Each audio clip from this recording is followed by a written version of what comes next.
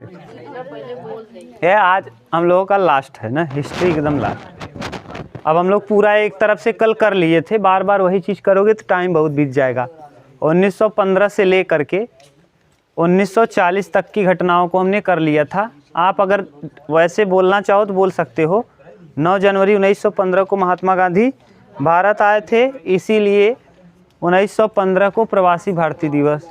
1916 में लखनऊ अधिवेशन था, जहां महात्मा गांधी को बुलाया गया था ना, वो बुलाए गए थे मेहमान के रूप में, इसीलिए उन्होंने कुछ बोला नहीं। वहाँ पर इनकी 2 लोगों से मुलाकात हुई थी, राजकुमार शुक्ल और गोपाल कृष्ण गोखले। गोपाल कृष्ण गोखले ने इनको सलाह दिया था कि आप 1 वर्ष तक भारत की स्थितियों का क्या करिए, अध्ययन करिए। 1917 में इन्होंने चंपारण सत्याग्रह में भाग लिया। 1918 फरवरी में अहमदाबाद मिल मजदूर। 1918 में ही इन्होंने खेड़ा सत्याग्रह किया किसानों के लिए। 1919 में 3 घटनाएं हुई। चेम्सफोर्ड आया, मॉन्टेग्यू चेम्सफोर्ड सुधार अधिनियम आया ना, रॉलेट एक्ट आया जिसे काला कानून कहा गया। और 1919 में 13 अप्रैल 1919 को ही जलियांवाला बाग हत्याकांड हुआ। 1920 में असहयोग आंदोलन हुआ ना, 1920 में असहयोग आंदोलन। 1920 के बाद 1922 में चौरी चौरा कांड, 5 फरवरी 1922 को चौरी चौरा कांड हुआ। 1922 के बाद 1923 में स्वराज पार्टी का गठन हुआ।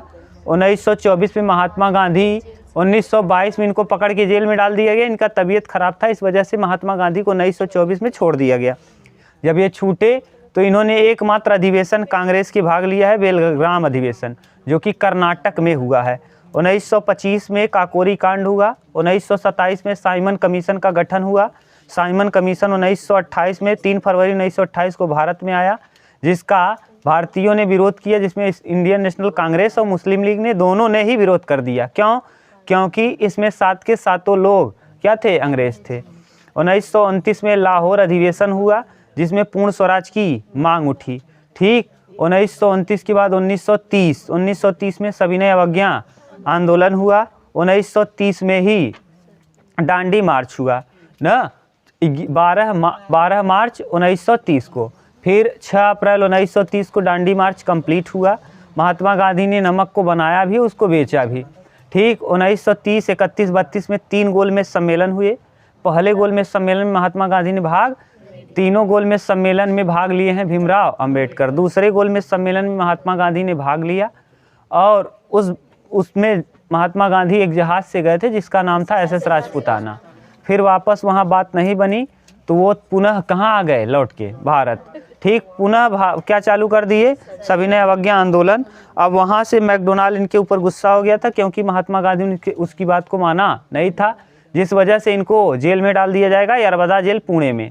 अब जब जेल में डाला जाएगा तो वहाँ तीसरे गोलमेज सम्मेलन में भीमराव अंबेडकर को सांप्रदायिक मिल गया है, क्या चुनाव में सांप्रदायिक क्षेत्र मिल गया है, जिसका महात्मा गांधी अनशन कर देंगे और विरोध करेंगे जेल में ही ना। तो महात्मा गांधी की तबीयत खराब हो जाएगी, और फिर महात्मा गांधी की तबीयत खराब होने की वजह से भीमराव अंबेडकर और महात्मा गांधी के बीच समझौता होगा 24 सितंबर 1932 को, जिसे पूना पैक्ट कहा जाता है, पूना पैक्ट के नाम से। 1932 के बाद 1935 में भारत शासन अधिनियम भारत आया, और उसी भारत शासन अधिनियम का रिजर्व बैंक देन है। उसी भारत शासन अधिनियम का ये संविधान का निर्मात्री, और संविधान में 80% भारत शासन अधिनियम 1935 से ही लिया गया है। 1937 में प्रांतीय चुनाव हुआ, जिसमें 11 प्रांतों में चुनाव हुआ, 1 पर निर्णय नहीं हुआ, 8 पर निर्णय हुआ, जिसमें 6 में स्वतंत्र रूप से कांग्रेस ने सरकार बनाया, 2 में गठबंधन का बनाया, और 2 में मुस्लिम लीग को प्रभुत्व मिला। ठीक, 1937 के बाद 1939 आया। 38 में त्रिपुरी में ये थे, अध्यक्ष बने थे त्रिपुरी में भी, वो सुभाष चंद्र बोस। 1939 में भी ये बने थे, जिनके विपक्ष में लड़े थे सीतारमैया ना, पट्टाभी सीतारमैया, लेकिन वो हार गए थे, जिसको गांधी जी ने लड़ाया था। लेकिन फिर भी सुभाष चंद्र बोस ने अपने पद को छोड़ दिया, और छोड़कर ये चले गए थे कहाँ मिलने, किससे, हिटलर ना, वहाँ पे जर्मनी में। 1940 में फिर क्या चालू हुआ, अगस्त प्रस्ताव आया। भारतीयों को फुसलाने के लिए अगस्त प्रस्ताव आया। बात की गई डोमिनियन स्टेट की, और ना, लेकिन भारतीयों ने कहा कि वायसराय में थोड़ा सा बढ़ोतरी कर देंगे, लेकिन भारतीयों ने उसको माना नहीं। 1940 के बाद 1940 में ही एक और चीज़ हुआ, अगस्त प्रस्ताव आया और 1940 में एक रामगढ़ अधिवेशन हुआ ना। कौन सा अधिवेशन? रामगढ़। और 1940 में ही मुस्लिम लीग का अधिवेशन हुआ। किसका? मुस्लिम लीग का, जिसके अध्यक्ष हुए जिन्ना।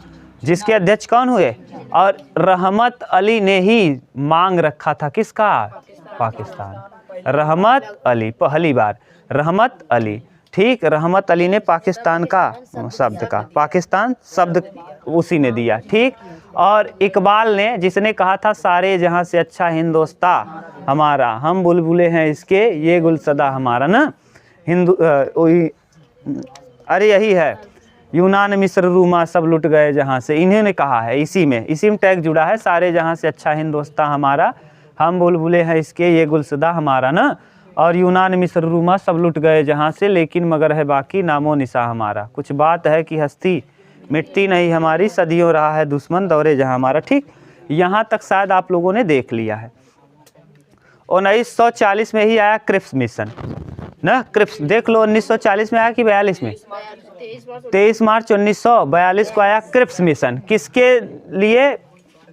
माने अगस्त प्रस्ताव की जगह ना, अगस्त प्रस्ताव को हमने नहीं माना, तो 23 मार्च 1931 को क्रिप्स के गठन में स्टीफर्ड क्रिप्स के अध्यक्षता में आया क्रिप्स मिशन। लेकिन हम लोगों ने क्रिप्स मिशन को 23 मार्च 1942 को आया, उसको भी हम लोगों ने नहीं माना। अब जब क्रिप्स प्रस्ताव को हमने नहीं माना, तो 1942 में महात्मा गांधी ने भारत छोड़ो आंदोलन का ऐलान कर दिया। 8 अगस्त 1942, 8 अगस्त 1940 को आया था अगस्त प्रस्ताव। कौन लाया था? लिन लिथिगो।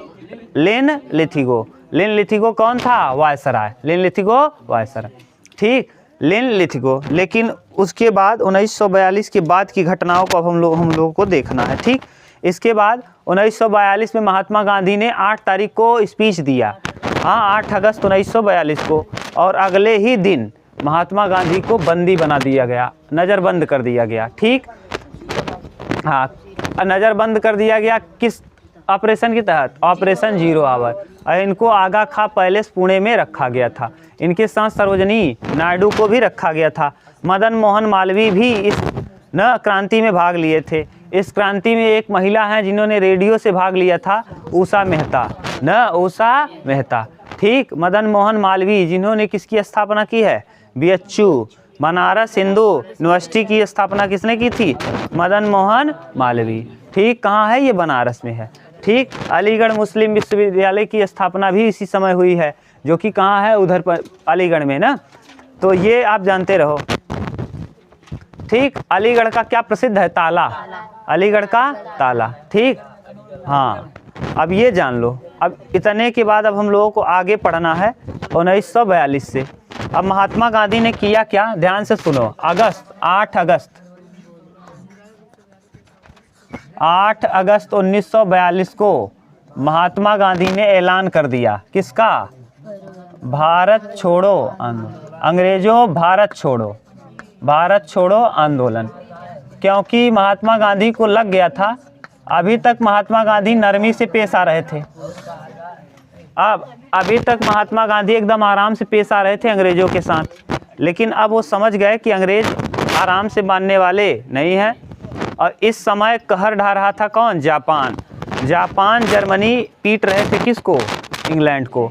इंग्लैंड सब जगह से बहुत बुरी तरीके से हार रहा था, और अमेरिका और रूस ने कहा कि कुछ भी करिए, लेकिन भारत को क्या करिए? अपने साथ मिला लीजिए। इसीलिए इन्होंने आनाफानी में क्रिप्स प्रस्ताव लाया, और क्रिप्स प्रस्ताव को हम लोगों ने क्या कर दिया?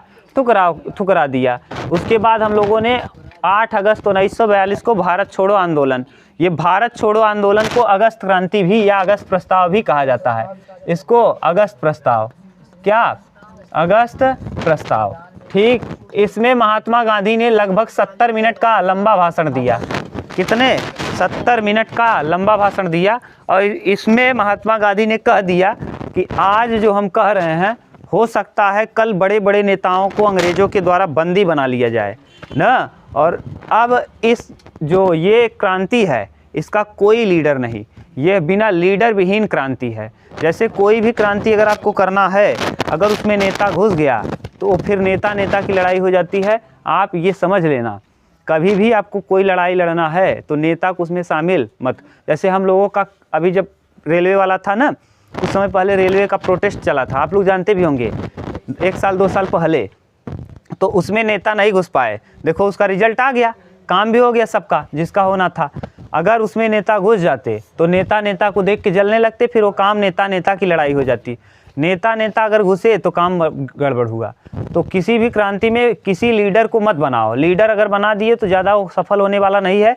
क्यों? क्योंकि लीडर को अगर पकड़ लिया गया और पकड़ के उसको मिला लिया गया कुछ पैसा दे के, हो गया ख़त्म ये ना। तो इसीलिए लीडर अगर रहेंगे सक्रिय तो कोई भी क्रांति विफल होने का चांस ज़्यादा रहता है। तो महात्मा गांधी ने इसमें कह दिया, क्योंकि महात्मा गांधी एक बार भोग गए हैं किस क्रांति में, 1920 असहयोग। अब इन्होंने कह दिया कि अब इस क्रांति का कोई नेता नहीं होगा। अब जैसे ही इन्होंने घोषणा किया 8 तारीख को 8 तारीख को रात को ही ऑपरेशन जीरो हावर के तहत, किसको? ऑपरेशन जीरो हावर, ऑपरेशन जीरो हावर, ऑपरेशन जीरो हावर के तहत हावर ना, ऑपरेशन जीरो हावर के तहत महात्मा गांधी को बंदी बना लिया गया। और कहाँ से बंदी बनाया गया? यरवदा में डाल दिया गया। यरवदा पुणे जेल में अब इनको नहीं डाला गया है, आगा खां पैलेस में। किसको? महात्मा गांधी। बड़े बड़े नेताओं को सबको पकड़ लिया गया है और महात्मा गांधी का पूछता है। तो महात्मा गांधी को कहाँ डाला गया है? महात्मा गांधी को आगा खां पैलेस, जो कि पुणे में है ना। कहाँ? आगा खां पैलेस, आगा खां पैलेस, खां पैलेस। देखिए महात्मा गांधी के कुछ बड़े शब्द रहे हैं इसमें। जब इन्होंने 70 मिनट का स्पीच दिया है ना, तो इस 70 मिनट के स्पीच में इन्होंने सबको संबोधित किया, विद्यार्थियों को भी संबोधित किया। विद्यार्थियों को कहा कि विद्यार्थी, अब इसमें अगर आप लोग 1920 के आंदोलन में उन्होंने कहा था कि आप असहयोग करिए, तो विद्यार्थियों ने स्कूल जाना छोड़ दिया था। लेकिन इस बार इनका स्वर बदल गया है। ये क्या कह रहे हैं कि अब आप लोग तभी स्कूल छोड़िएगा जब आपके अंदर ये धैर्य हो कि जब तक आज़ादी नहीं मिल जाएगी तब तक हम स्कूल दोबारा नहीं जाएंगे। सेवा क्षेत्र में काम करने वालों को कहा महात्मा गांधी ने, आप सेवा देते रहिए लेकिन अंदर ही अंदर इनको खोखला कर दीजिए ना।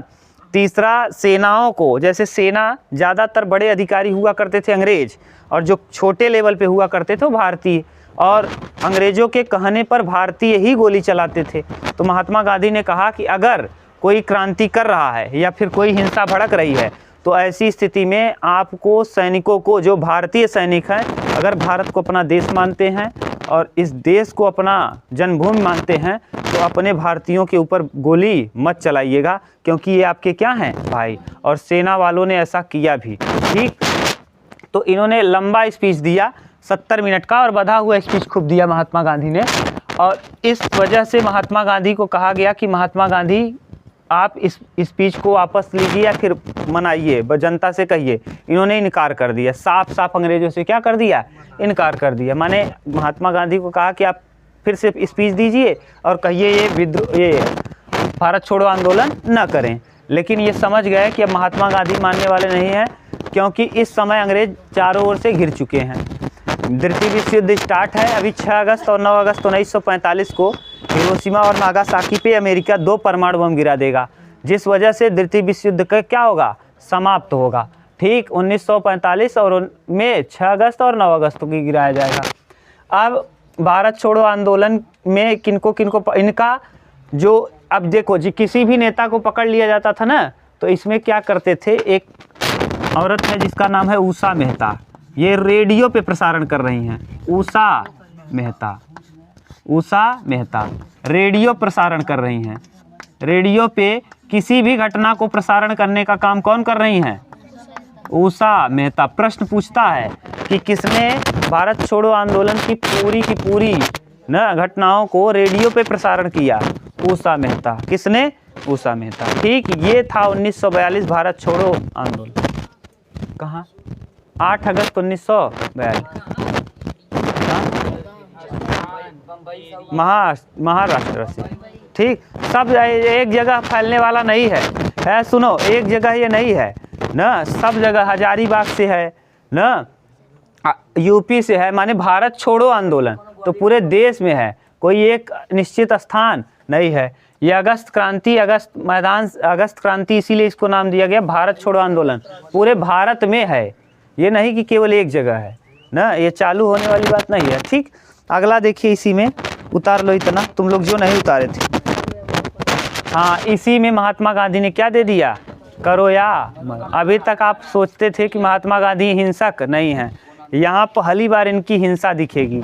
यहीं पर इसी भारत छोड़ो आंदोलन में महात्मा गांधी ने कौन सा नारा दिया था, करो या मरो। तो करो या मरो का नारा किसने दिया, महात्मा गांधी ने। किस आंदोलन में, भारत छोड़ो आंदोलन, भारत छोड़ो आंदोलन में महात्मा गांधी ने करो या मरो का नारा दिया। ठीक, अब देखिए अगला घटना होगा 42 के बाद 1944। 1944 या 1945 में आया शिमला सम्मेलन। अब ध्यान से सुनना, अब जो हम बताने जा रहे हैं इसको सुनना। 1944 में अब लॉर्ड लिंलिथिगो को यहाँ से बुला लिया गया और इस चीज़ को देखते हुए थोड़ा सा बुद्धिमान आदमी को भेजा गया, वेवेल को। 1944 या 45 की घटना है, डाल के देखना। 1945 की घटना है ना, 44, वेवेल योजना। कौन आया, वेवेल, वेवेल योजना। देखिए वेवेल योजना क्या है, वेवेल योजना एक योजना लाएंगे, वेवेल ना, ये वायसराय हैं वेवेल। ठीक, 1945 में लाएंगे और इस योजना के लिए सभी पार्टियों को एक जगह बुलाएंगे और जहाँ पर बुलाएंगे उसका नाम है शिमला। तो इसी का नाम क्या है, शिमला सम्मेलन। वेवेल योजना को ही क्या कहा जाता है, शिमला सम्मेलन, शिमला सम्मेलन। ठीक, ये कौन सा योजना है, शिमला सम्मेलन। इसमें सभी पार्टी आई हैं, सभी पार्टी कहाँ आई हैं, हाँ पार्टियां आई हैं शिमला सम्मेलन में। वेवेल आदमी है जो क्या लाया है, वेवेल योजना। और यह योजना के लिए कहाँ सम्मेलन रखा गया है, शिमला में। तो इसीलिए इसका नाम वेवेल योजना या शिमला सम्मेलन। वेवेल इसका नाम है, लाने वाले का नाम क्या है, वेवेल। ये सम्मेलन कहाँ हो रहा है, शिमला में। इसीलिए इस वेवेल योजना का दूसरा नाम क्या है, शिमला समझौता। इस शिमला समझौता में कुछ चीज़ें हैं, 14 लोग अब ये कहेंगे, वायसराय जो रहेंगे कहेंगे आप 14 लोग हम लोग रहें, तो 14 में हम आप लोगों को 2 का पद हम रखेंगे। वायसराय के कार्यकारिणी में, जैसे वायसराय की कार्यकारिणी है ना, वायसराय की कार्यकारिणी में 14 लोग रहते थे। इस 14 में से उन्होंने कहा कि 2 लोग तो हम लोग होंगे, 2 हम होंगे, एक और उसके बाद प्लस 12 लोग आप लोग रहिएगा। 2 कौन, जैसे सेनापति ना, जैसे याद करो ओ डायर और आर डायर ना, तो सेनापति और वायसराय हम लोग रहेंगे और बाकी जो 12 पद है ये आप लोग डिसाइड कर लीजिए। इस 12 पद के लिए देखो 14 में समझ गए, ये हाँ कमांडर इन चीफ ना, कमांडर इन चीफ और वायसराय, वही कमांडर इन चीफ माने सेना का प्रमुख। तो इसमें 2, एक रहेगा सेना का प्रमुख और एक वायसराय। ये दोनों कौन पद लेंगे, अंग्रेज। और बाकी 12 के 12 पद आप लोग डिसाइड कर लीजिए। और इस वजह से इसमें भारत में कितनी पार्टियां हैं, 2। एक जो बड़ी पार्टियां हैं मुस्लिम लीग उस समय, और एक इंडियन नेशनल कांग्रेस। कहा कि इंडियन नेशनल कांग्रेस और ये 6 सीटें बांट लें। 12 में कितने कितने, 6 ये ले ले और 6 ये, 6 की बात हो गई। और यहाँ पर सहमति कौन नहीं दर्शाया, जिसका नाम है जिन्ना ना, मुस्लिम लीग का जिन्ना सहमति नहीं दर्शाया। क्यों, क्योंकि इस मुस्लिम लीग में मुसलमान थे और इस वाले में 2 हिंदू थे, एक मुस्लिम थे, जिनका नाम था अबुल कलाम आज़ाद। और इसी पे विरोध कर दिया किसने, जिन्ना ने। कहा यह इंडियन नेशनल कांग्रेस में ये मुस्लिम क्यों है, ये मुस्लिम आदमी क्यों है, ये मुस्लिम लीग की संस्था मुस्लिम वाली है, इसीलिए ये विरोध हुआ और यह योजना सफल नहीं हुआ, यह योजना सफल नहीं हुआ। तो इस वजह से वहाँ के, और इस समय में अब चुनाव भी होने वाला है ब्रिटेन में। ब्रिटेन अब या तो चुनाव को संभाले या तो यहाँ देखो 45 में ही चुनाव होगा और 45 के चुनाव में चर्चिल की हार हो जाएगी और क्लीमेंट एटली की जीत होगी। किसकी, क्लीमेंट एटली। और क्लीमेंट एटली जो है वो पंडित जवाहरलाल नेहरू का मित्र है और उसकी पत्नी भी इनकी मित्र है ना, पंडित नेहरू की क्या है मित्र है। तो समझ गए, वायसराय में 14 लोग रहेंगे, उस 14 में 2 पद हमारे रहेंगे, बाकी 12 पदों में आप लोग रहेंगे, 12 पदों में आप लोग। लेकिन ये सहमति नहीं हो पाई, इसलिए वेवेल योजना या शिमला सम्मेलन विफल हो गया। इसके बाद अगला आया, इसी के बाद यहाँ पर भेजा गया लॉर्ड माउंटबेटन को। किसको? Lord Mountbatten.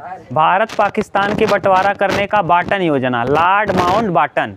तो बेटन से याद करना बाटन। तो भारत पाकिस्तान के बंटवारे का सुझाव यहीं से आएगा। इसको उतारो तब हम आगे देखते हैं, उतार लो इतना। अब ध्यान से सुनो।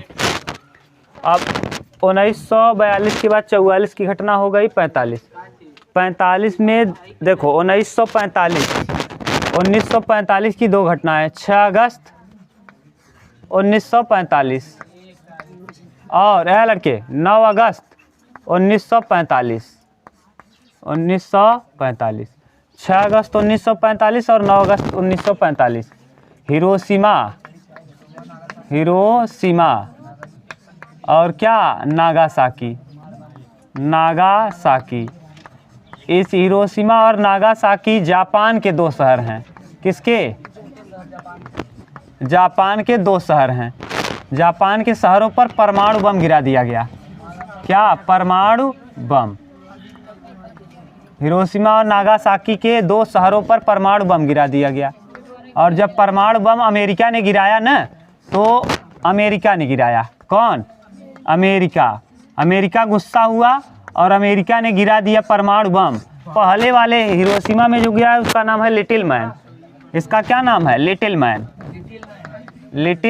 मैन। और इसका नाम है little boy fat man. Little boy नाम है। और इस वाले का नाम है फैट मैन। यूरेनियम और पोलोनियम से बना हुआ था ना। जब ये गिराया गया तो अब ये घटना ऐसी है, जो देखो बम गिरता है कहीं ना, तो पूरी जनता को एकदम तबाह कर देता है। इसमें इतना रेडिएशन होता है कि आदमी के रेडिएशन से शरीर बहुत गड़बड़ हो जाता है। कई पीढ़ियों तक आदमी विकलांग होता है। आज भी जापान के शहरों में कुछ लोग क्या होते हैं? विकलांग।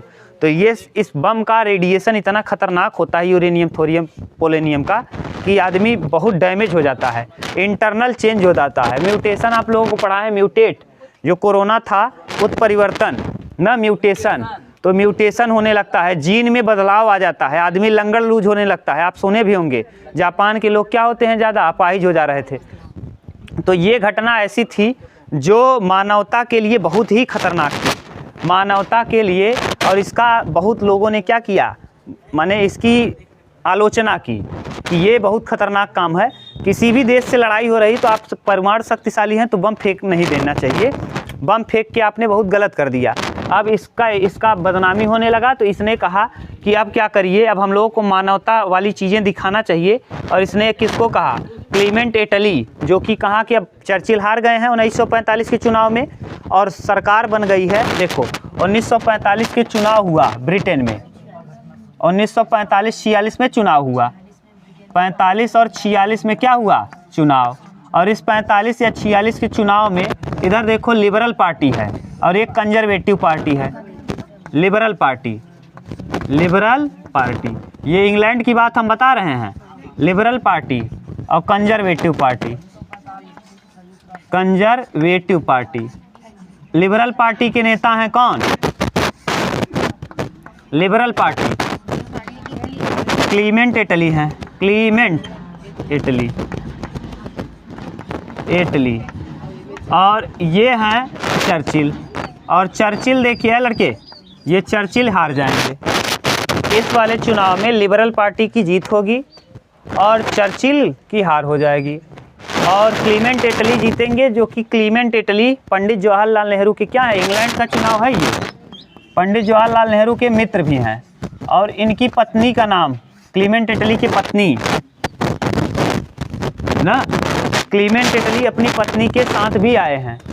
और यहाँ देखिए 1945-46 में अब कहा जाएगा कि भारत अपने लिए संविधान सभा का गठन कर ले और अपने हिसाब से क्या क्या कैसे करना चाहती है वो निर्णय ले। तो इसमें संविधान सभा का गठन किया गया 1946।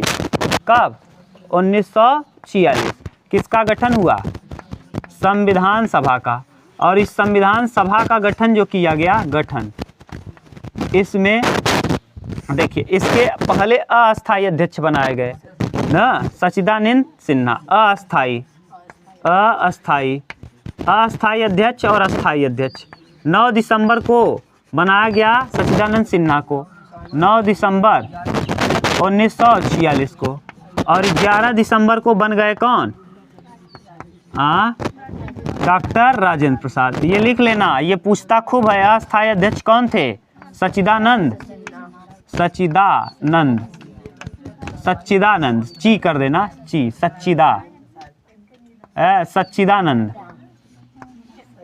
सच्चिदानंद सिन्हा ना, सच्चिदानंद सिन्हा। और इधर कौन है? राजेंद्र प्रसाद। अब इसमें कुल ये देखिए, इसमें 3 सदस्य आए हैं। Carl Karens, Alexander Pethick Lawrence, Alexander और Pethick Lawrence,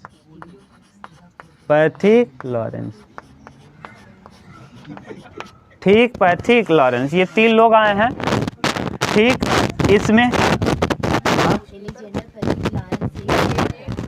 Pethick Lawrence, Alexander, Carl Karens और स्टीफर्ड क्रिप्स। ठीक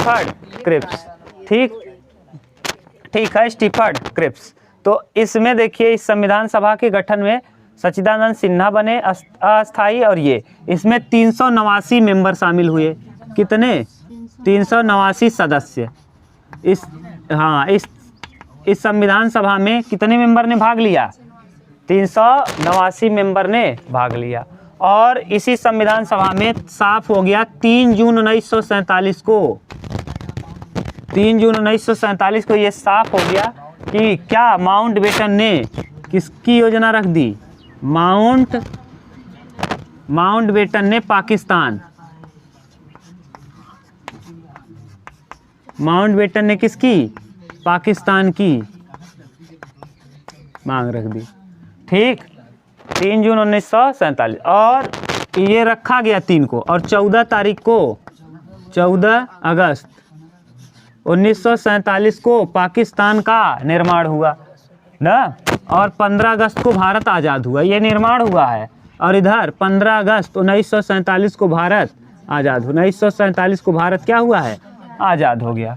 ठीक, 3 जून 1947 को माउंटबेटन योजना के तहत पाकिस्तान को बांट दिया गया, भारत से अलग बांटने की बात कही गई। और 14 तारीख को पूर्ण रूप से इसको क्या करके, बांट करके पाकिस्तान नामक एक नया देश बना दिया। ठीक, और इस पाकिस्तान में अभी बांग्लादेश भी शामिल है और पाकिस्तान भी शामिल है। ठीक, देखो पाकिस्तान इसका नाम क्यों पड़ा?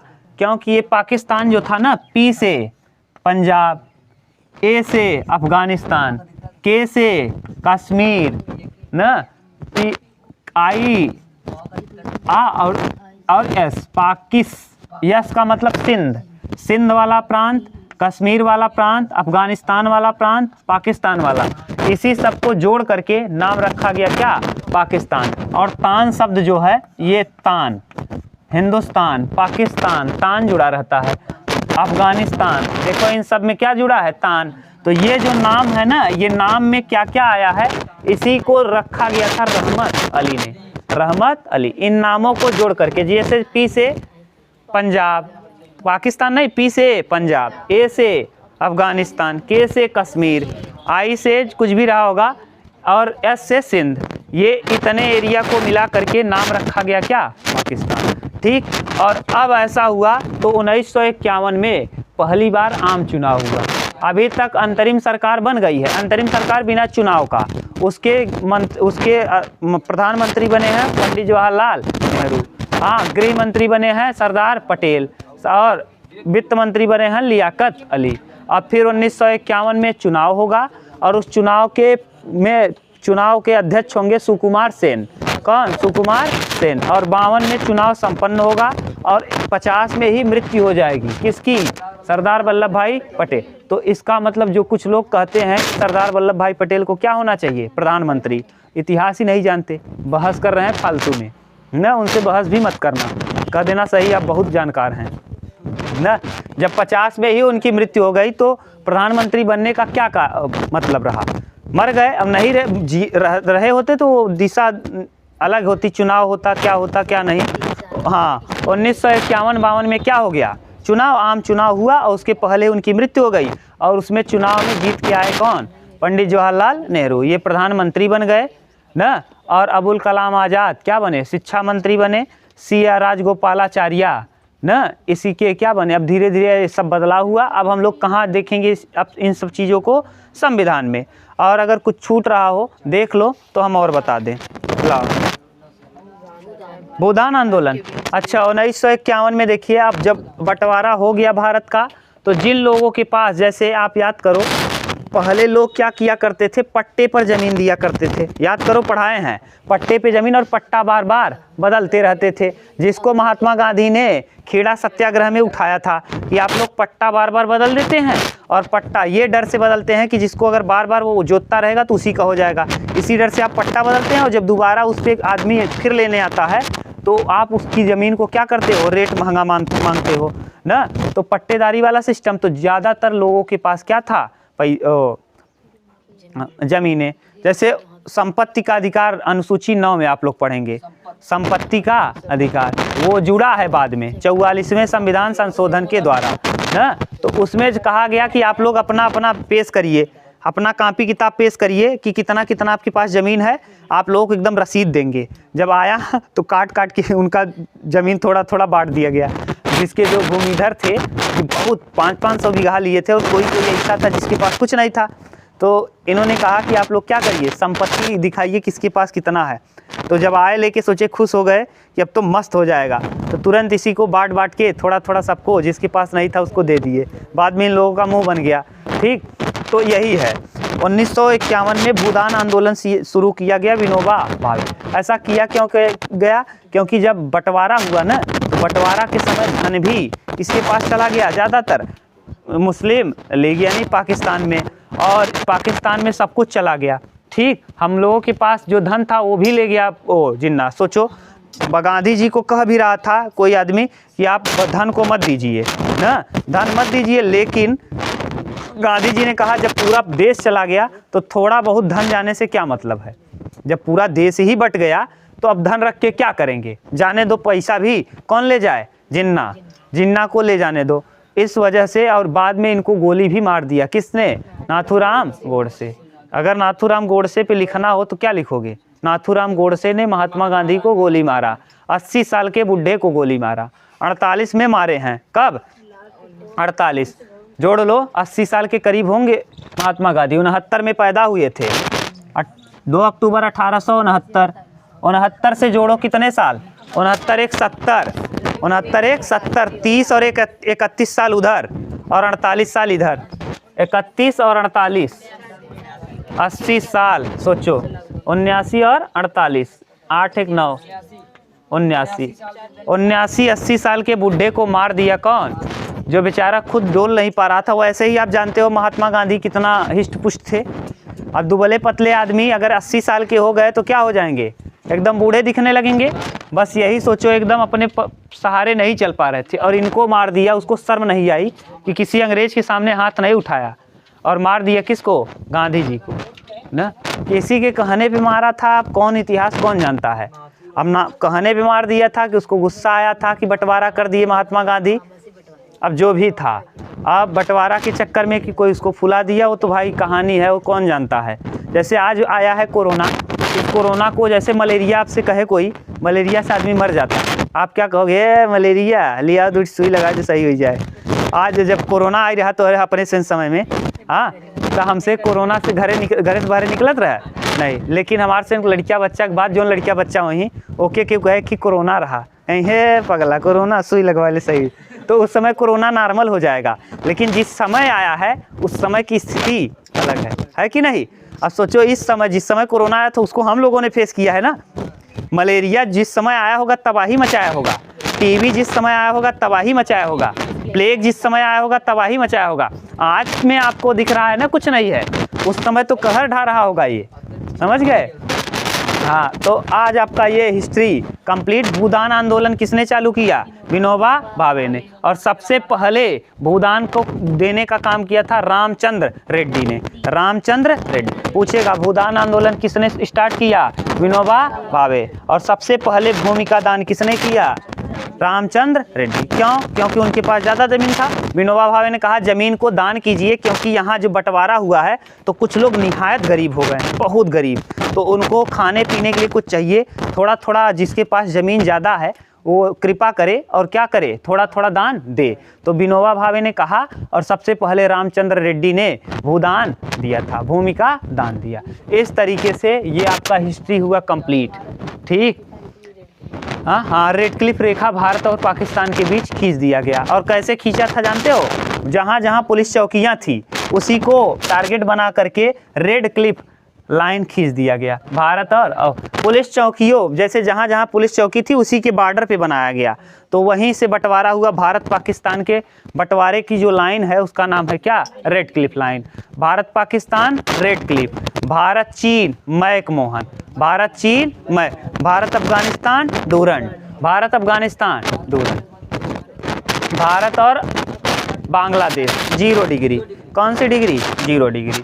ठीक, और आप श्रीलंका के जानते हैं पाक जल संधि, पाक जल संधि। ठीक, ये है। आगे हम लोग अब पढ़ेंगे किसमें? अब धीरे धीरे आप जो बोलोगे, भूगोल कहोगे तो भूगोल इतिहास, भूगोल चालू करेंगे और हाँ भूगोल ही चालू करेंगे। इतना अब अगर आपको दिक्कत हो तो बताओ, पूरा कंप्लीट समझ में आ गया खूब अच्छे से। अब इसके बाद वाली जो कहानी है वो है क्या? संविधान, पॉलिटी। और पॉलिटी चालू करेंगे तो हम लोग सबसे पहले चालू करेंगे अनुच्छेद, फिर अनुसूची। पहले अनुसूची और फिर अनुच्छेद ना, तब भाग। देखो, भाग, अनुसूची और अनुच्छेद समझ लो। जैसे भाग मतलब पाठ, शुरुआत में आप लोग पाठ खोलते हो तब पठवा ऐसे लिखा रहता, कई पाठ बा शुरू से अंत तक ना, 12 से 35 पाठ तक बा, पूरा पाठ ऐसे दे रहा था। ऐसे सुनो, जैसे आपने किताब खोला, लाओ किताब है, कोई किताब लाओ। जैसे देखो इधर सुनो, ये मान लो भाग ऐसे है, जैसे इसी में देखो संस्कृत में ही चालू कर दिए तो देखो यहाँ पूरा लिखा है, ये भाग है। कितने भाग हैं संविधान में? 22 भाग। और उस भाग के अंदर अनुसूचियां हैं। उसमें पहली अनुसूची, दूसरी अनुसूची, पहला पाठ जैसे महामना संस्मरणानि ना, तो इसमें दिया है, तो ये मान लो पहला पाठ है। इस पहले पाठ के अंदर क्या है उसका नाम है अनुच्छेद। तो भाग मतलब क्या पाठ है, क्या उसकी रूपरेखा है, और उसके बाद भाग के बाद अनुसूची मतलब उसमें क्या क्या चीज़ें आएंगी, और अनुच्छेद मतलब जैसे ये किताब है उसका नाम भाग है ना, ऐसे ही समझ लेना। 22 भाग, 395 अनुच्छेद और 8 अनुसूची मूल संविधान में थी, और वर्तमान में 12, और वर्तमान में अनुच्छेदों की संख्या 405 और भाग की संख्या 25, भाग की संख्या 25। ये हम लोग पढ़ेंगे कहाँ? पॉलिटी में। और सबसे पहले हम लोग पढ़ना चालू करेंगे पॉलिटी में अनुसूची। एसपी की शपथ लेके राज्यसभा प्रतिनिधि अनुसूची क्षेत्र 5 देखने चल दिए, और वहाँ जनजाति की शक्ति और भाषा देख संपत्ति पर कब्जा करना, दल बदलना भूल गए। पंचायत नगर पालिका 11 और 12 में देखते ही देखते याद हमको हो। ये है पूरा। तो माने पहले एसपी, यस का मतलब स्टेट, पी का मतलब पैसा। पैसा कैसे क्या होगा? पहले में है यस मतलब स्टेट, राज्यों का बंटवारा, पी का मतलब पैसा, पी का मतलब पैसा, केकर किसका पैसा कितना होगा, पीएम का कितना होगा, सीएम का कितना होगा, राष्ट्रपति का कितना होगा, यहाँ मासिक वेतन। यस पी की शपथ, शपथ तीसरे में है शपथ, के करे समक्ष शपथ ले, तीसरे में क्या है? शपथ। कौन किसके समक्ष? शपथ। एसपी की शपथ लेकर राज्यसभा। अब चौथे में राज्यसभा प्रतिनिधियों का वर्णन है। राज्यसभा प्रतिनिधि अनुसूची क्षेत्र, अनुसूचित क्षेत्र है 5वें में ना, 5वें अनुसूचित में है अनुसूचित क्षेत्र। अनुसूचित क्षेत्र 5 देखने चलिए, वहाँ जनजाति। और 6वें में है जनजाति, 6वें में जनजाति। 7वें में शक्ति, शक्तियों का बंटवारा। संघ सूची, राज्य सूची और समवर्ती सूची। संघ सूची, राज्य सूची और समवर्ती सूची। उसके बाद 7वें के बाद 8वें में है भाषा। 9वें में है संपत्ति, जो जोड़ा गया है बाद में। 10वीं अनुसूची में दल बदल। कोई नेता चुनाव जीतने के बाद दल बदलेगा तो उसका क्या हो जाएगा, वो माने उसकी अधिकार खत्म हो जाएगा, या फिर उसको उसके पद से हटा दिया जाएगा। 11वीं में है पंचायत और 12 में है नगर पालिका। पंचायत 11 और 12 पंचायत नगर पालिका। और पंचायत गाँव में है। इस पंचायत का याद करो, भीमराव अम्बेडकर सपोर्ट नहीं कर रहे थे, विरोध कर रहे थे, और महात्मा गांधी इसका सपोर्ट कर रहे थे। और नगर पालिका बड़े शहरों में, जैसे ये इलाहाबाद एक नगर पालिका के अंतर्गत, उसमें चुनाव होता है, मेयर का चुनाव होता है, उसको हम लोग पढ़ेंगे। ठीक, ये मेयर के चुनाव को हम लोग वहाँ पढ़ेंगे। अब कहीं दिक्कत हो तो अब बताओ। ये इतना हम लोग पढ़ेंगे, फिर अनुच्छेद पढ़ लेंगे, धीरे धीरे करके क्लियर हो जाएगा। मेयर बड़े शहरों में चुनाव होता है, देख रेख करने के लिए शहरों का। ठीक।